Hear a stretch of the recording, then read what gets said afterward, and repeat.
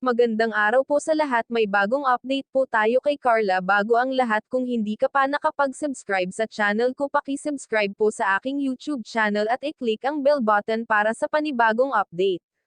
Mga kalingap, binisita muli si Carla sa kanila at buti na lamang naabutan nila ito. Aalis na sana para magtinda ng puto. Di mo akalaing papaalis na ito, sakto napansin nila ito kaya sinimulan ng interviewin ito sa mga ginawa niya sa nagbigay ng tulong sa kanya. Ginamit ito ni Carla sa pagpapaayos ng bahay dahil sira-sira na kailangan nilang ayusin para sa kanilang kaligtasan. Inuuna nila muna ang kanilang bahay kahit hindi sila ang may-ari ng lupa, pwede rin silang palayasin anumang araw, kaya nangangamba na lamang si Carla sa maaring mangyari.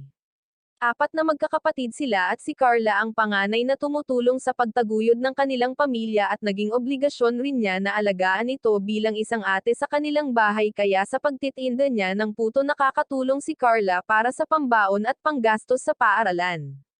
Sa ngayon nga mga kalingap, nakatanggap ng tulong si Carla at laking pasalamat niya ito dahil kahit papano nakakatulong ito sa kanilang kabuhayan at unti-unti na niyang natutustusan ang pangangailangan ng pamilya. Napakamabait nito at malawak ang kaisipan, with honor rin siya.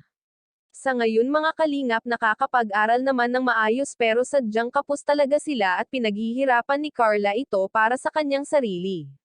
Napakamatulungin ni Carla sa kaninyang pamilya, lubos na nagpapasalamat ito sa mga natanggap niya at sa mga taong sumusuporta. Sana ay hindi magsawang suportahan at matulungan ang kagaya ni Carla na sanay sa kahirapan.